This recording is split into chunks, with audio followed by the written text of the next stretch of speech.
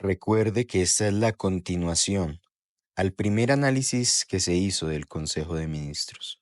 Si quiere verlo, está en la descripción del video. Gracias por escuchar Más allá de las voces.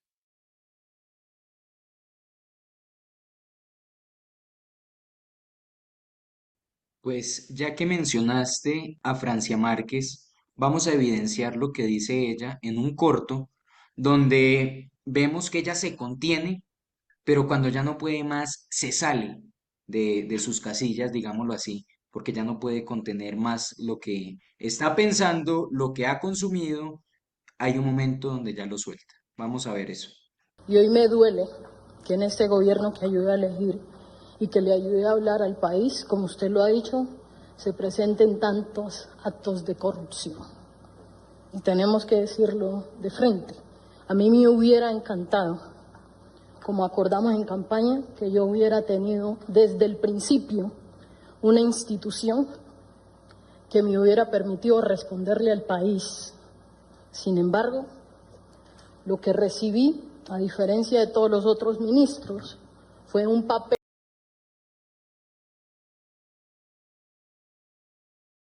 con una designación que me obligó en este año y medio, desde que usted me designó de ministra, a crear una institución de cero. Hacemos esta pausa para responderle a todas las personas que preguntan por qué esto es ilegal. La Ley 63 de 1923 está vigente y su artículo 9 dice que las sesiones del Consejo de Ministros, como cuerpo consultivo, son absolutamente reservadas y no podrá revelarse ni el nombre del ministro a cuyo estudio haya pasado cada asunto en materia de consulta. Seguimos con el video. Y eso ha sido un dolor para mí, presidente, porque yo sí quería responderle a mi país. Y no me interesa la politiquería, y no me interesa la burocracia, y no me interesa la corrupción. Me interesa responderle a mi gente, a mi pueblo. Yo creo que más allá, Enrique, de hacer este análisis de cómo ella está pensando y cómo ella está exteriorizando lo que piensa, es pensar en si está siendo honesta o no. ¿Podemos analizar eso? Claro que sí. No, es evidente que está siendo honesta. Es una persona que no pertenece a esos círculos y que no tiene experiencia en ese fingimiento que caracteriza la política.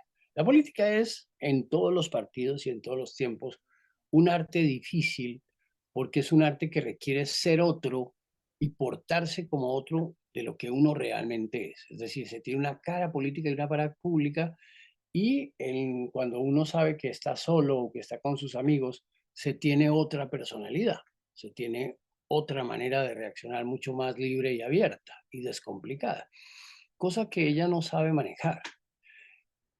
Todo lo que ha sido objeto de burla por el público alrededor del uso del helicóptero, alrededor de incluso los aspectos que tienen que ver con la administración de harto tan complicado, como ella está diciendo, de formar de ser un ministerio, que además es un ministerio que no tiene razón de ser y que en las circunstancias propias del gobierno no debería existir. Esa defensa es honesta, esa defensa es sincera. El problema principal de Francia Márquez es que ella en realidad es sincera y no entiende por qué se juega con tantas prevenciones, con tantas complicaciones, con tantos entreveros y fingimientos, y no sabe serlo. Y está al borde de las lágrimas, está al borde de la desesperación. El tono de la voz lo refleja, los movimientos lo reflejan, un profundo dolor, un profundo sentimiento de frustración, de incomprensión, de haber sido mal interpretada y de mal interpretar a los demás. Es decir, como si estuviera metida en una maquinaria perversa que le hubiera hecho hacer lo contrario o algo muy distinto de lo que pensaba que haría. Ella es como un adolescente que se da cuenta de pronto y dolorosamente de que el mundo es mucho más duro y cruel con ella y con lo que ella creía y quería hacer de lo que pensaba originalmente. Entonces está expresando su dolor después de años de haber sido o haber tenido que ser fallidamente a alguien distinto de quien era.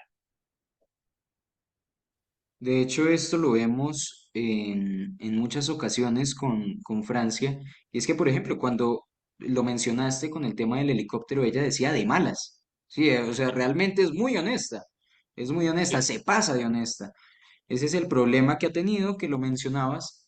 Y esto que rompe la voz, este dolor que siente tal vez, también le pasa a Susana Muhammad, porque cuando ella habla, que lo vamos a ver enseguida, ella rompe en llanto, digamos, su voz se vuelve un nudo completo y se entiende que hay dolor porque había gente que tal vez sí creía en una causa y no estaba, como dijo Francia Márquez, por politiquería. Entonces, haciendo un análisis de eso, vamos a Susana y volvemos con Francia. Ok, Así que, presidente, realmente como feminista y como mujer, yo no me puedo sentar en esta mesa de gabinete de nuestro proyecto progresista con Armando Benedetti. Este gesto, como lo veremos, es solamente la barrera que pone Susana Muhammad como una protección no verbal porque se siente atacada. El tiempo no perdona lo que a tiempo no se hace. Por eso comparta este video, deje su me gusta y suscríbase, para que todos podamos escuchar la voz de los que defienden la libertad.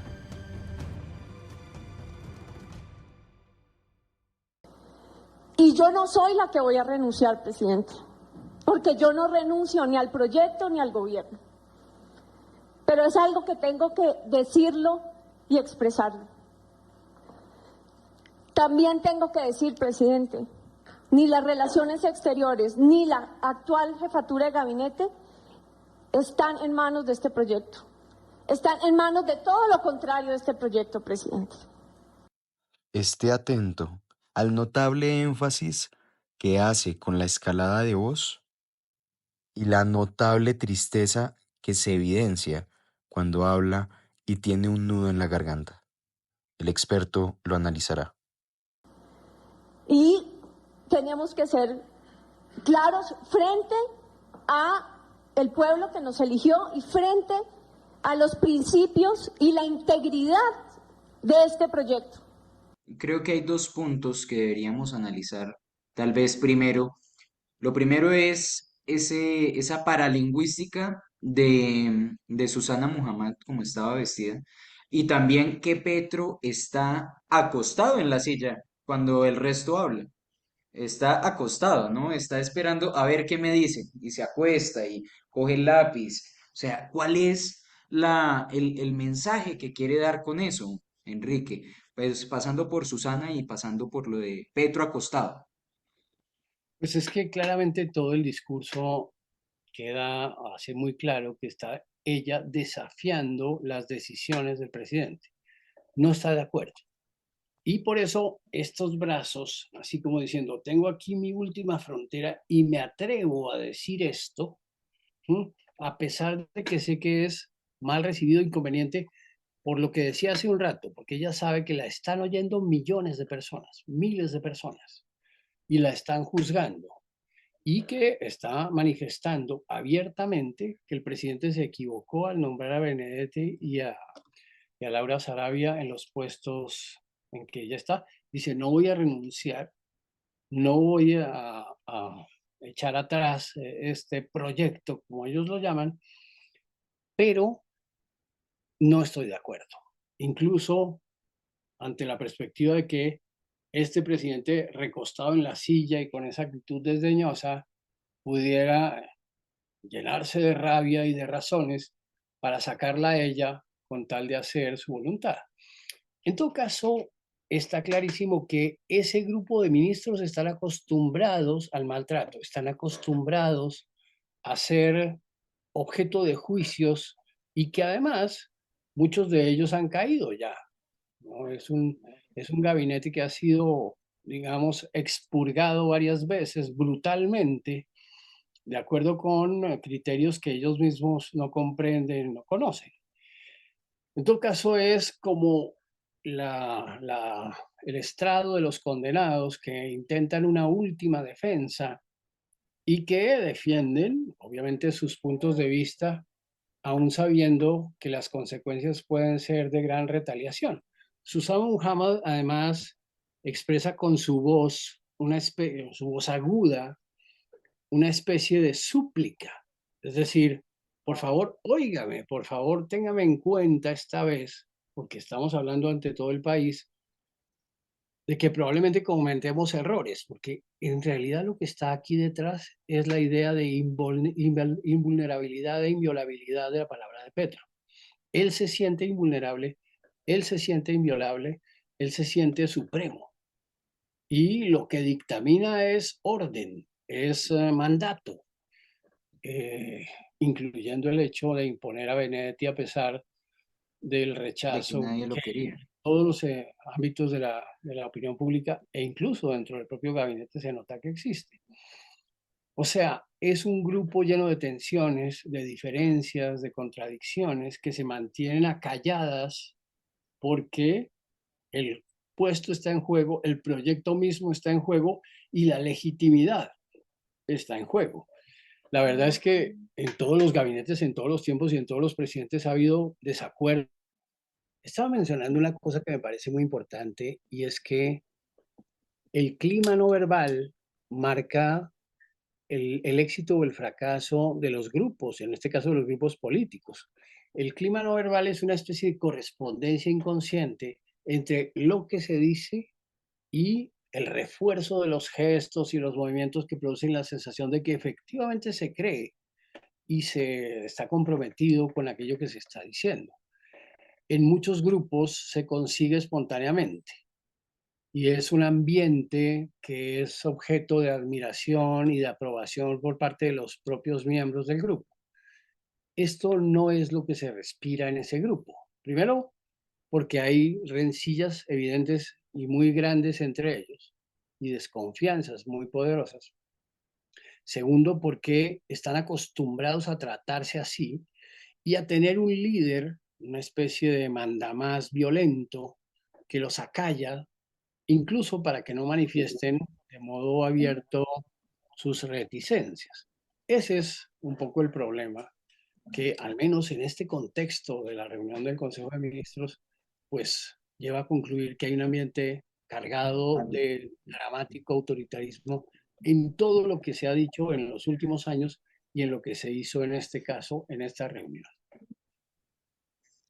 Vamos de inmediato a ver la segunda intervención de Francia, entonces, porque de hecho me gustaría, Enrique, que viéramos a Laura Sarabia hacer su intervención, que Listo. siento que con esto podemos ver el contexto, lo que estaba pasando alrededor y cómo reacciona el resto, porque incluso Francia Márquez hubo un momento que dijo que Laura Sarabia no la respetaba, que había mucha confrontación entre ellas dos. Entonces vamos a ver qué dice Laura Sarabia hoy consolidada como canciller.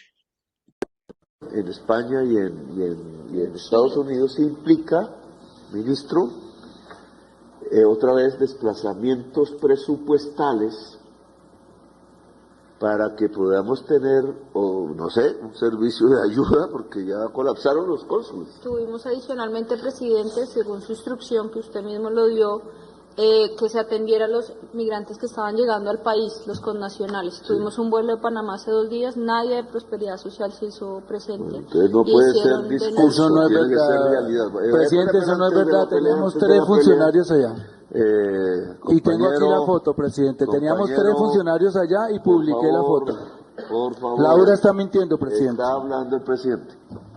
Entonces, el asunto, ministro de Hacienda, es que tenemos que hacer traslados para aumentar el personal, ojalá con colombianos allá. Aquí hay una cosa que resulta incluso chistosa, Enrique, y es que el que fue nombrado vicecanciller junto a Laura Sarabia, que fue el último video en el que estuvimos analizando, estaba riéndose cuando Gustavo Bolívar dijo, no, está mintiendo, sí hubo gente allá, él empezó a reírse y Petro, para poder callar a Bolívar y poder callar la risa, tuvo que decir, silencio, está hablando el presidente, haciendo alusión a lo que dijiste, al líder autoritario del silencio, porque es el que le gusta silenciar. Aquí puedo hablar yo, la palabra la tengo yo. Sí. Entonces, es eso. ¿Qué más podemos analizar? Pues precisamente me llama la atención el hecho de que no tolere ninguna risa, ni ningún tono, digamos, de desprendimiento y de deshacimiento que es el propio del humor. La reunión tiene que ser muy seria porque él controla no solo los aspectos verbales, sino los no verbales de todos los participantes. Laura Sarabia se nota, igual que pasa con el vicecanciller, que pertenece claramente a una generación distinta de la de Petro y de la inmensa mayoría de los miembros del gabinete. Ella procede de una manera más desaprensiva de actuar, más rápida, con movimientos típicos de los jóvenes y con la idea de que estas personas están hablando mucho, están, digamos, demorándose mucho y las cosas hay que decirlas de una vez con rapidez y con eficacia. Ella probablemente corresponde a un paradigma de eficacia muy distinto de los del resto del gabinete, razón por la cual, creo yo, se ha ganado esa adscripción tan irracional por parte de Petro, a pesar de que sabe que es una persona joven e inexperta para la mayor parte de los cargos que le ha tocado desempeñar, incluyendo el cargo de canciller, que es un cargo de observación pública ya no solo nacional, sino internacional. En ese orden de cosas, creo yo que Petro se mantiene como el individuo que ha tomado la determinación final y que está esperando el veredicto y ojalá un veredicto de victoria. Es decir, la idea que siempre tiene razón. Pero, pues algunos de sus yes men, de sus lacayos, se rebelan y tienen sus propios giros de afirmación de sí mismos con los cuales rebaten o contradicen de modo abierto los mandatos y el tono de seriedad que él quiere imponer en todas las dimensiones de la reunión. Por tanto, es muy distinto, probablemente cuando la reunión terminó y empezó a haber, ya no hubo vigilancia pública, porque cada uno podía mostrar su verdadera naturaleza. Este reality show probablemente será recordado por mucha gente como una forma forzada de mostrar una personalidad que en realidad no corresponde a casi ninguno de los miembros. Creo que con la excepción de Laura Sarabia, que es la que sabe mantener la cabeza fría frente a dificultades evidentes y contradicciones manifiestas como son las que azotan todos los días a este gobierno. Con esto, entonces, nos queda claro que además el lenguaje no verbal es un poco dado también a lo cultural y también a lo generacional, porque entonces Laura Sarabia tiene la sensación de están hablando mucho, están metiéndole mucha retórica al tema, digan si han hecho, digan si no han hecho, aquí pasó esto, y claro, viene la contraparte a refutar, que viene Bolívar a decir, no, pero no es así. Pero entonces, claro, ella se queda callada y Petro lo que hace es que me planto en esa idea a ser autoritario.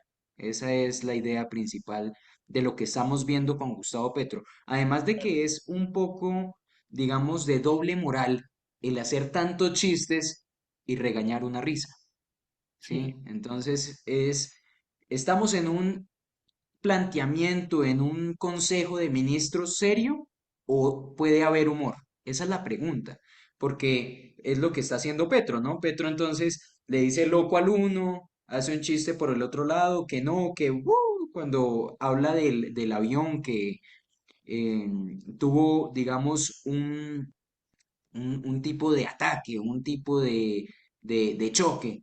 de Avianca, y entonces es cuando surge la pregunta, si está haciendo chistes, ¿por qué no puede haber risa? ¿Sí? Entonces es esa doble moral que hace parte de las características de Petro como presidente, porque antes tal vez no tenía tantos ojos encima como hoy sí los tiene y tantos ojos enemigos, que eso es lo que le suma a este gobierno una falencia más. Porque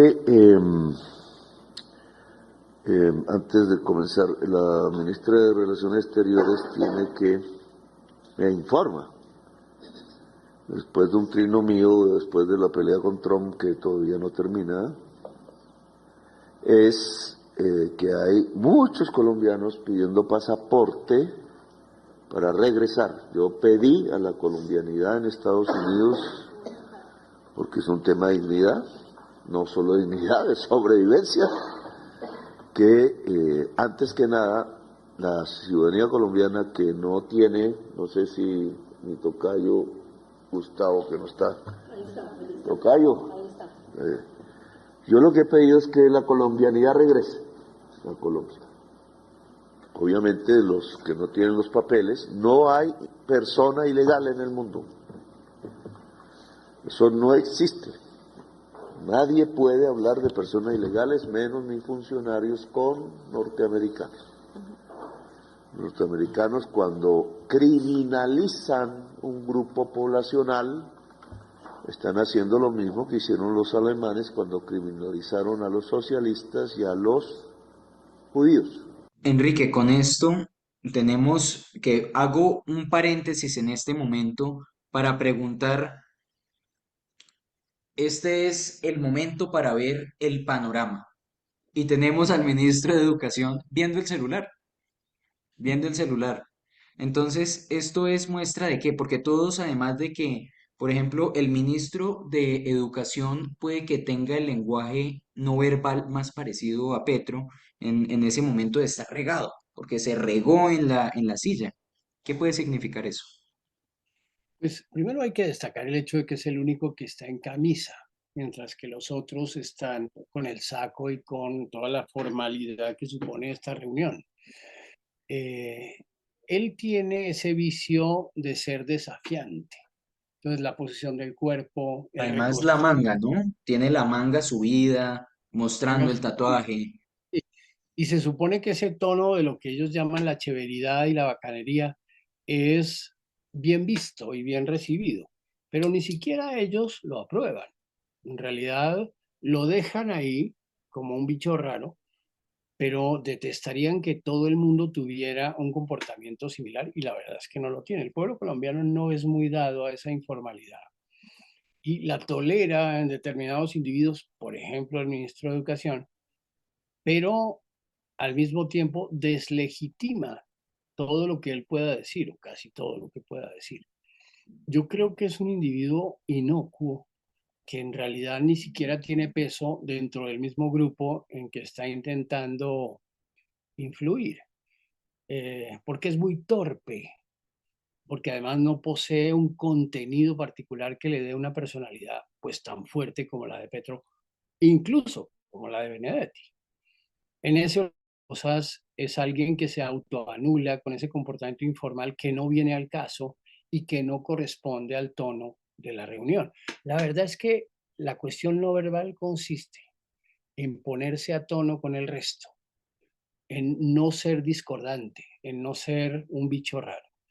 Y él, con esa mentalidad tan ciega, con esa incapacidad de percibir lo que los demás sí perciben, se autoanula, convierte en un sujeto absolutamente banal y secundario, incluso dentro del desarrollo de la reunión.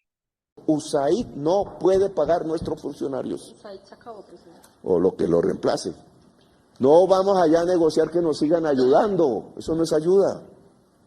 Trump tiene razón. Llévese su plata. Porque nuestra aduana debe ser de nacionales colombianos. Con dinero colombiano público. Igual el ejército, ministro de la Defensa. La policía. Aquí hay varias cosas, varios gestos que yo para direccionar tal vez podría mencionarte no solamente en Petro, ¿no? Porque él está diciendo, no, es que USAID, no, pero USAID ya no existe, señor presidente. Ah, bueno, lo que sea que lo reemplace. Y hace el gesto, ¿no? Como, no me interesa, no me interesa, estoy hablando yo, vuelve. Y vuelve el vicecanciller y hace una cara de, este man no entendió que tenemos un problema diplomático porque no ha dejado de hablar, que no ha dejado de conflictuar, incluso hace este gesto, ¿no? De no, hombre, otra vez. O sea, y se queda quieto y lo único que puede hacer es seguir sonriendo, seguir haciendo cara de pastel, igual que el resto de ministros, que bueno, cara de pastel realmente no. Es la cara de seriedad de qué está pasando. Entonces, ¿cómo podríamos nosotros interpretar esto, Enrique? ¿Y qué más cosas puedes ver tú? Pues a mí me parece que esta última parte de la reunión fue más tensa y más grosera y más brutal, porque en las últimas horas o minutos de una reunión normalmente se busca la conclusión. Y hay un ambiente ya de cansancio y de impaciencia, porque pareciera que esa conclusión no existe o no ha llegado. Y ese fue el momento que retrató este video, ese momento, digamos, de cierre de una reunión muy tensa, en la que todos sintieron que en alguna medida habían fracasado. Y además, como se trataban temas de política exterior y de los Estados Unidos, pues hay una rabia todavía más desatada, incluso en el propio Petro. Los ministros que escriben, que se refugian un poco en esa actitud de escribir y todo eso, pues como los buenos malos alumnos, tratan de esconderse de cualquier reproche. El ministro, por ejemplo, de Economía, mira con recelo, callado, porque obviamente, como se dice desde la antigüedad, un individuo callado por lo menos guarda el patrón de la prudencia de que no se sabe exactamente qué es lo que está pensando. Qué es lo que está pensando.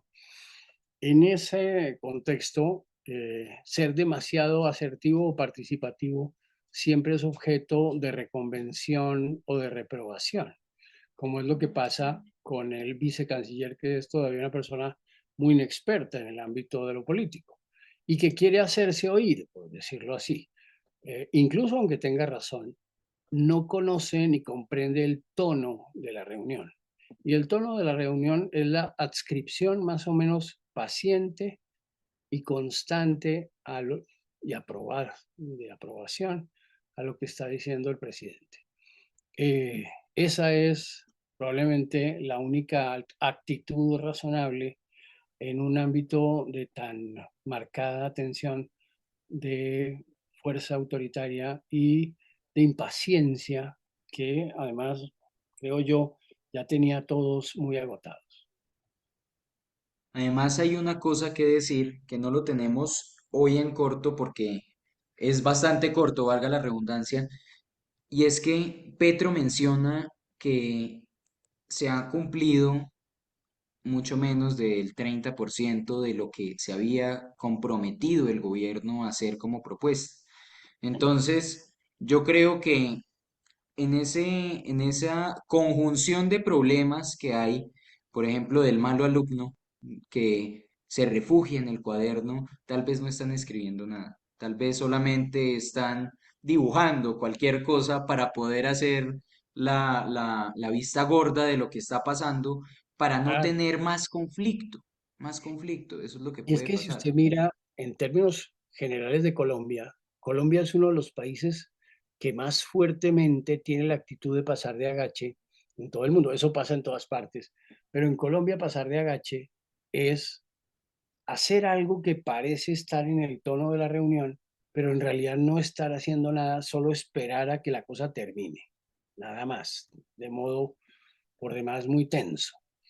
Pasar de agache quiere decir mirar hacia otro lado, ser tranquilo y displicente, incluso si hay un chiste, reírse, lo que sea, llevar la corriente, aprobar lo que los demás están diciendo y que por fin termine este suplicio.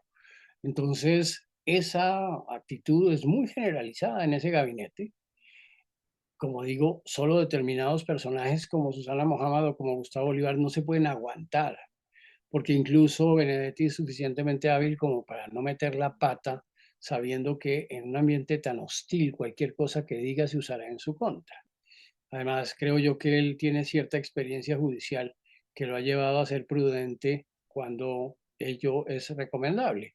En todo caso, la reunión, creo yo, debió ser sentida por todo el grupo y especialmente por Petro como un gran fracaso, porque mostró, incluso el hecho, cuando quieren ser sinceros y hablar de reconocer que no se han logrado la mayor parte de las cosas que habían dicho que iban a lograr, es como si se pudieran lograr. No, no es cierto. La verdad es que no se han logrado porque no se podían lograr, porque no están los recursos, ni la gente, ni la disposición técnica, nada que pudiera llevar a efecto, y todos lo sufren como una fatalidad irracional y sin embargo no se dan cuenta de que el mal está en ellos, en su inoperancia, en su incompetencia. Ese es el problema. Nadie se atreve a decir, es que yo soy incompetente, es que nosotros todos no estamos a la altura de los desafíos que aquí estamos intentando resolver. Ese es el punto. Si hubiera un ambiente de honestidad, una especie de epifanía de honestidad tan grande, pues la mayoría renunciaría. Pensarían en otra gente que pudiera ser competente y que estuviera a la altura de los desafíos, pero se creen capaces de cosas para las que evidentemente no son capaces. Enrique, con todo esto que hemos visto, para la gran conclusión del reality show de Petro, podemos decir que es un líder tiránico del silencio, le gusta tener la palabra y tener la última palabra, que es más importante.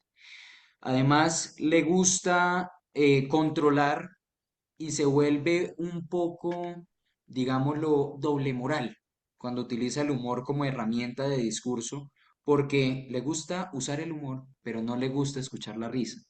Entonces, es una muestra más de cómo él ve al, al, al receptor del mensaje en cuando él está haciendo un discurso.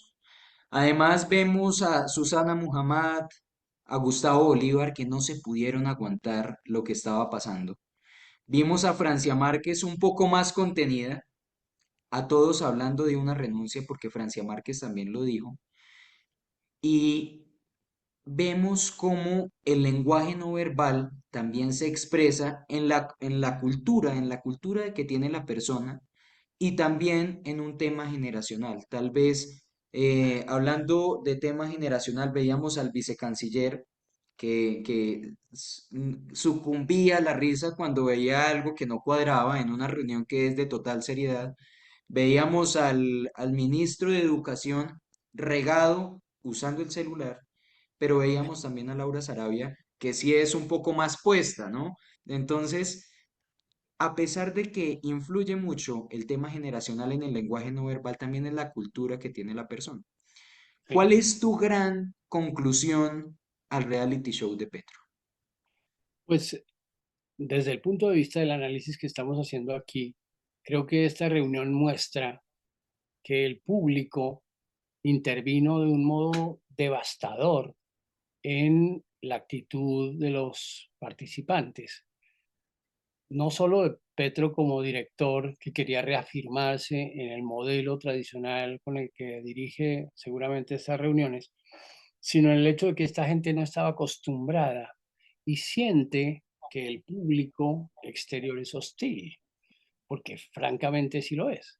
El caso es que ya no está mostrando un buen momento del gobierno. Si esta grabación se hubiera hecho en 2022, seguramente habríamos tenido un tono, digamos, más esperanzador y todas las cosas que se decían con ese lenguaje rimbombante del progresismo, pues habrían sido bien recibidas o bien tomadas por una parte muy importante del público. Pero lo están haciendo en un momento de franco desgaste en el que el gobierno está desacreditado. Y creo que eso lo reflejaron a través de lo verbal y de lo no verbal casi todos los protagonistas, y los demás se escondieron en una seriedad que digo es formal, y que es comprensible y razonable por una reunión que en alguna medida estaba ya condenada al fracaso.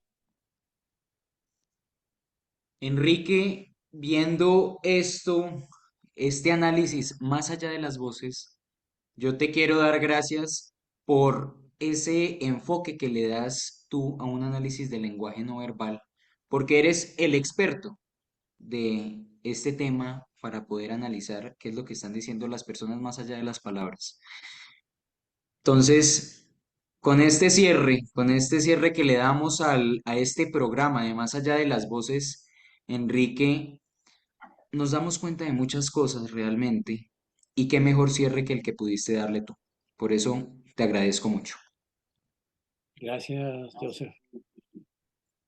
Amigos, recuerden que el tiempo no perdona lo que a tiempo no se hace y por eso tenemos que defender la libertad.